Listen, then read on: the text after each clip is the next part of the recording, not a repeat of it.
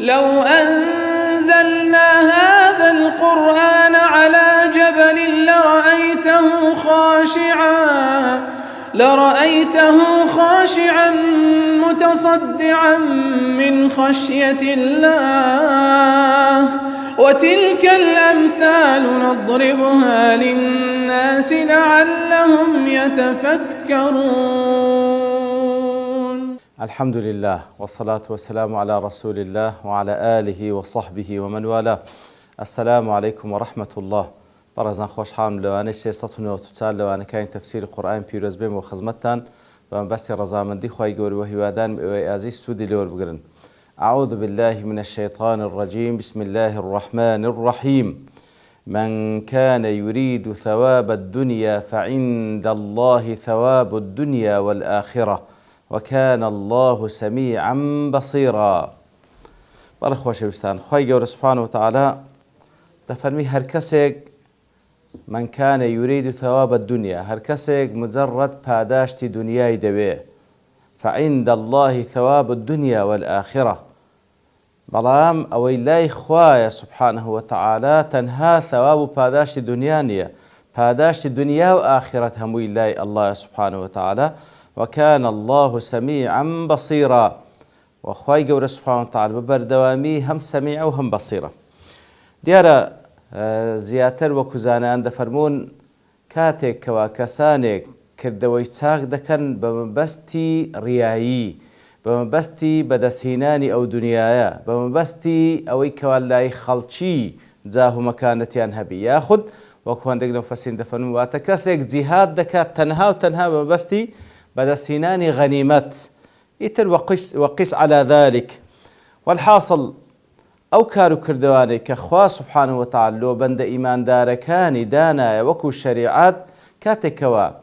بە مەبەستی ئیخلاسەوە ئەنجامی دەی، بە مەبەستی ڕەزامەندی خوای گەورەوە و بە سەوابەوە بەو شێوەی کەوا ئیتیباعی پێغەمبەر دەکەی صلی الله عليه وسلم، کاتێک کە خوای گەورە لێت قبول دەکات پاداشتی دنیا و قیامەتت دەداتەوە. کەواتە لێرەدا هەر کەسێک مەبەستی دنیابی خوای گەورە ڕێنمونیمان دەکات، خوای گەورە عیلاج دەکات لە بۆ ئەو کەسانی کەوا تەنها کوردبینن، مەبەستێکی گچکەیان هەیە، خوای گەورە دەفەرمی لۆ وا دەکەن ئەو کار و کردەوانەی هەندێک ثەواب و پاداشی دنیا و قیامەت پێ بەدەست بینن، لەبەرچی بەس داوای دنیا دەکەن. من كان يريد ثواب الدنيا فعند الله ثواب الدنيا والآخرة، کەواتە ئەوەی لای الله سبحانه وتعالى پاداشی دنیا و ئاخرەتە. کەواتە بەڕاستی کەسێکەوە دینداری بکە، عیبادەتی خوا بکە بە هەموو ئەو شتانەی کە خوا سبحانه وتعالى داینایە وەکو شەریعەت بە ئیخلاس و بە سەوابەوە، ئیتر مەبەستی ڕەزامەندی الله بی سبحانه وتعالى، وخوای گەورە پاداشتی دنیا و قیامەت پێ دەبەخشی، پاداشتی دنیا و قیامەت. کەواتە ئەسڵ وایە ئێمەی ئیماندار کە کار دەکەین لە بۆ خوا سبحانه وتعالى خۆمان یەکلا بکەین و لە بۆ خوا سبحانه وتعالى. ئیتر لەو ڕێگایەدا کاتێکەوە خوای خۆت با بڵێن ئیخلاست پێ دەبەخشی، بە مەبەستی خوا کار دەکەی، بە مەبەستی ئەوەی کە خوای گەورە لێت ڕازی بی پاداشتی قیامەتت پێ ببەخشی، لەو ڕێگایەدا خوای گەورە پاداشتی دنیاشت داتوە، بەڵام ئەتوو داوای مەکە، کەواتە خوای گەورە دەوێت هیمەتمان بەرز بی. کاتێکەوە هیمەتمان بەرز بوو، ئیتر دنیا و قیامەتمان لە بۆ دەڕەخسێ، دنیا و قیامەتمان لەو دەڕەخسێ. کەواتە هەم لە دنیادا وەکو خوای گەورە لە سوورەتی النەحل دەفەرمێ فلنحيينه حياة طيبة، حياة و ژیانێکی طیب و چاک دەیژێنین، وەکو زانایان دەفەرمێ واتە ئەو پڕی ئیطمئنان و سەکینەت و ڕاحەت البال و خۆشی یاخود با بڵێن مرتاحیت پێ دەبەخشی لە دڵ و دەروون و قەناعەتت پێ دەبەخشی و هەروەها لە قیامەتیش ڕەزامەندی خۆی پاداشتی بە پاداشتی بەهەشتی پانوبەرین کەوا پاداشتێکی نەبڕا. جا لێردا دەفەرمی وكان الله سميعا بصيرا. كان لێرە و لە ئاەتەکانی ترکەوە باس لە ئەسما و صفاتەکانی خوای گەورە دەکات سبحانه وتعالى، وەکو باسمان کردیە بە مانای تامەدێ، تعبیر لە زەمەنی ماضی ناکە، بەڵکو بە مانای ثەبات و ئیستمڕاریەت دێ، واتە لە ڕابردوو لە ئێستا و لە داهاتووش بەبەردەوامی خوای گەورە سەمیع و بەصیرە. سەمیعە هەموو شتەکان دەبیستی، بەصیرە هەموو شتەکان دەبینی و ئاگادارە. کەواتە لێرەدا ئیمان هینان بەو دوو ناو پیرۆزە لە ناو پیرۆزەکانی خوای گەورە سوبحانەهو وتەعالا دەبێتە مایەوەی کەەوە خۆمان یەکلا بکەن و ئیخلاسمان هەبیت کە خوای گەورە ئاگادار نیەتەکانمانە قسەکانمان دەبیستی کردەوەکانمان دەبینی ئاگادارە دەیبا خۆمان یەکلا بکەین لە بۆ خوا سوبحانەهو وتەعالا بەو شێوەیە هەڵوێستە بکەین بەو شێوەیە گفتار بکەین و کردار بکەین کە لەژێر چاودێری خوایە سوبحانەهو وتەعالا خوای گەورە دەمان بیستی و دەمان بینی و ئاگادارمانە کەواتە خۆمان یەکلا بکەین لە بۆ خوای گەورە تاوەکو لێمانی قبول بکە و ثەوابی دنیا و قیامەتمان پێ ببەخشێ. جا لە حەدیثێکدا کە ترمذی و ابن ماجە ڕوایەتیان کردێ زەیدی کوڕی ثابت خوای لە ڕازی بێ دەفەرمی پێغەمبەر صلی الله علیه و سلم فەرمی من كانت الآخرة همه هەر کەسێک هەم و خەمەکەی ببیتە ئاخرەت بەدەستهێنانی ئاخرەت جەمع الله له ئەمره واتە خوای گەورە کار و کردەوەی یاخود مێشتی جەمع دەکا وەکو زانایان لە شەرحی ئەو حەدیثە دەفەرمون جعله مجموع الخاطر واتە لە مێشکدا مێشتی پەرت و بڵاو نییە بەڵکو خوای گەورە لۆی کۆ دەکاتەوە مشەوەش نییە بتهیئة أسبابه من حيث لا يشعر به بۆی کەوا هۆکارەکانی لۆ کۆ دەکاتەوە هۆکارەکانی ژیان بەبێ ئەوەی بەخۆی هەستی پێ بکە لێی پەرد نابی نازانی یعنی سەری لێ ناشێوێ وجعل الله غناه في قلبه وخواي گەورە مادام ئەو کەسە خەمی قیامەتیتی خواي گەورە دەوڵەمەندی لە ناو دڵ و دەرووندا دەنێ کوزانان دەفرمون ئەی جعله قانعا بالكفاف والكفاية خواي گەورە قەناعەتی پێدەبەخشی بەوەندەی کە بەشی دەکا كي لا يتعب في طلب الزيادة سبحان الله قەناعەتی پێدەین بۆندێک کە بەشی دەکا تاوەکو ماندی نەبی بۆی زیاتر و زیاتر داوکە هەمە ڕاستەکە تەماشا بکەی زیاتر ماندیبوونی خەڵکی لەو دنیادا لە بۆ داواکردنی زیاترە ماڵعلم بەشی خۆی هەیە ئیتر خوای گەورە ئەو قەناعەتە دەخاتە ناو دڵ و دەروونی وأتته الدنيا وهي راغمة ئەو مەبەستی قیامەتە دنیا لە بۆی دێ بە ملکەتی سبحان الله أي ذليلة حقيرة تابعة له واتە دنیا بە زەلیلی و بە حەقیری دێتن تابعە لە بۆوی وەکو هەندێک لە زانان دەفەرمون دنیا وەکو سێبەرە بە دوای دابڕۆی نایگەیە کە پشت تێکرد ئەو جەو بە دوادا دەڕوا لا يحتاج في طلبها إلى سعي كثير كواتا وأتته الدنيا وهي راغمة يعني محتاج أو نابي كزور بمانديبون دنيا بدسكوي بل تأتيه هينة لينة سبحان الله زور بآساني بنرمونياني دي تبردستي على رغم أنفها وأنف أربابها سبحان الله دنيا غصبا لسريتي وغصبا لسر أو كساني كوا أربابي دنيان بخوان دبين لبولاي أو كسا سبحان الله ويقينا يعني كسك بو يقيني خوا پرستی بکا کەوا ئاخرەت خەمی بی ئیتر بەو شێوەیە خوای گەورە قەنەعەت پێ دەبەخشی ماندی نابی لە دوو دنیایە مشەوەش نییە فکری جەمعە دنیاش بەخۆی دەبی لە بۆی بێ معنای ئەوە نیە خۆ ئیش ناکەن ئیش دەکا لە قەدەر ئەوەندەی کەوا محتاج نەبی بەڵام خوای گەورە دەوڵەمەندی لە دڵەوە پێ دەبەخشی محتاجی خەڵقیش ناکە ومن كانت الدنيا همه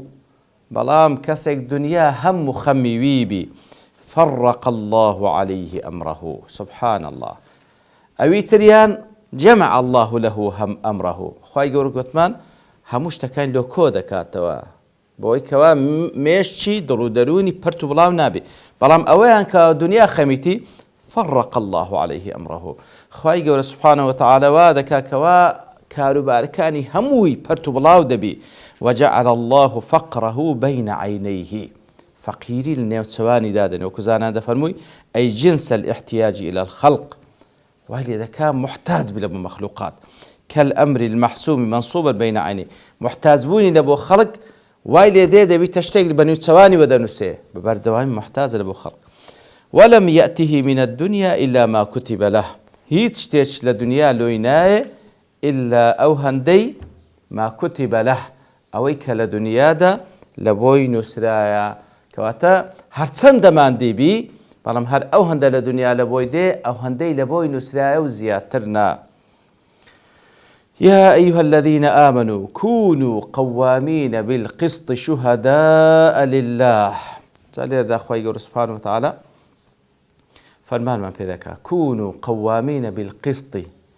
ئەی کۆمەڵی باوەڕداران وەکو لێرە و لە چەندین جێگای دیکە باسمان کرد کە خوای گەورە ئەو ئاتانەی کە بيا أيها الذين آمنوا دس بيدك أو فرمانك لدوا يا أيها الذين آمنوا هاتيا جێبەجێ کردنی لە پێداویستەکانی ئیمانە لە قەدەر ئیمانی بەندەش بەندە جێبەجێ دەکات نوقسانی لە جێبەجێکردنی بەڵگەیە لەسەر نوقسانی لە ئیمانی بەندە بەڵێ یا ئەیها الذین آمنوا كونوا قوامین بالقسط واتە بەبەردەوامی بەعەدالەت هەڵسوکەوت بکەن شوهەداء لله شاهێدی لە بۆ خوا بدەن سبحانه وتعالى ئەو شاهێدیە وەلەو عەلى ئەنفوسیکم ئەگەر لەسەر نەفسی خۆشتان بی ئەوی الوالدین لەسەر داک و بابتان بی والئەقرەبین یان لەسەر خزم و کەستان بی ئین یەکن غەنیەن ئەو فەقیرەن ئەگەر ئەو کەسەی کەوا شاهێدی لەسەر دەدەی دەوڵەمەند بیان فەقیر بی فالله ئەولا بهما خوا لەوان ئەولاترە سبحانه وتعالى خودەین ڕووین دەکەن انشاءالله فلا تتبعوا الهوى أن تعدلوا ئیتر بەهۆی ئەوەی کەوا ئیتیباعی هەوا و ئارەزوەکانتان مەکەون ببیتەمای ئەوەی کەوا عەدالەت نەکەن وئین تەلوو ئەو تعرضوا دەی ئەگەر تەحریفی بکەن بیگۆڕن یان پشتی تێ بکەن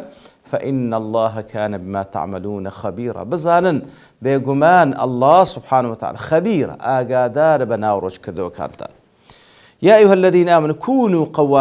قوامين بالقسط قوامين جمع قوامة قوام المبالغة في القيام كواتا وكزانا عند فرمون هو المبالغ في القيام بالشيء وفي الاتيان به على أتم وجه وأحسنه كواتا مثلا خواهي يقول فرمون وأقيموا الصلاة واتا جيب ذكرني نواجه كانوا أنزام داني بتساكترين شو إقامي بك يتر قائم وكوتمان قوامين بالقسط جمعي قوام صيغة مبالغة قائمية وحتى بتساكترين شيوه أو كارو كردوان بكن بتي بالقسط كواتا قوامين بالقسط أي كونوا مواظبين على إقامة العدل فيما بينكم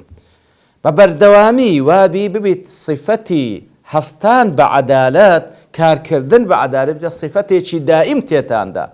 ببيت صفتي شي دائم مبالغة بكن العدالة في جميع الظروف والأحوال دون أن يصرفكم عن ذلك الصارف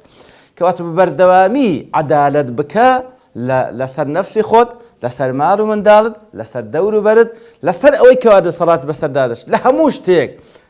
تعامل بعدالة بكا تبروي براس تعامل كردن بعدالة ما أي بردوام بونا وازهينان لعدالة وظلم كردنو لادان لحق ما أي تيكتونو كاول بونا وقاعدة لقرآن بيروزو تاريخ الشاهدة لسر حقته بلى زوكو لا دواء ودفرمي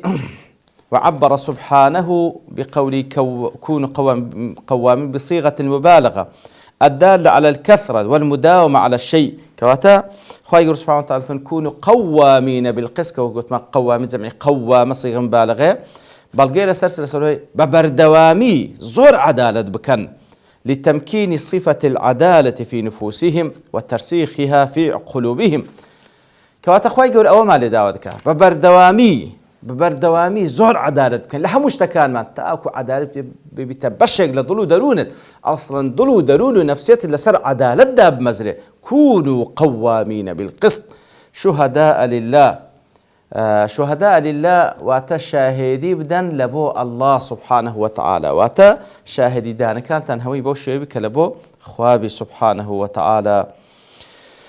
شهداء أي مقيمين للشهادة بالحق ابتغاء وجه الله لا لغرض من الأغراض الدنيوية كواتا شاهدي بدن شاهدي بحق بدن بمبستي بدس هينان الرزامندي خواي قورا نقل برهيز ما بستيشي تر لا تنهى بستان خوابي لبو هز طمع الشخصي نبي فإن الإيمان الحق يستلزم منكم أن تعدلوا في أحكامكم وأن تؤدوا الشهادة على وجهها كواتا كونوا قوامين بالقسط شهداء لله يا أيها الذين آمنوا كواتا أو إيمانية داواتا ليدكا كوا فعلا ببردوامي عدالة بكن لهمو كارو كردو كانتان لتعامل لقل همو كسيك وهكاتك بيست بشاهدي دان بي أو شاهد يشبه حق بدن بمبست رزامندي خوا سبحانه وتعالى ولو على أنفسكم وكده باسي دكا قلنا لسر نفس خوشد بي طالما يردا لبركو تاي آتيني كاتك دوستين بست ويكوا لا وانەی داهاتوو ئینشاء الله تعالی بگەڕێنەوە خزمەتەوە ئاتە و زیاتر لە خزمەتی دابین لە خوای گەورە دەپاڕێنە لەو کەسانە بینکەوە هەموو پێداویستەکانی ئیمان لە عەدالەت و لە شاهدیدانی بەحەق و لە هەموو پێداویستەکانی تری ئیمان لێمان بێتە جێ تاوەکو بینە ئەو بەندەی کە خوا لێمان ڕازی دەبی. وصلى الله وسلم على نبينا محمد وعلى آله وصحبه أجمعين وآخر دعوانا الحمد لله رب العالمين. لو أنزلنا هذا القرآن على جبل لرأيته خاشعا متصدعا من خشية الله وتلك الأمثال نضربها للناس لعلهم يتفكرون.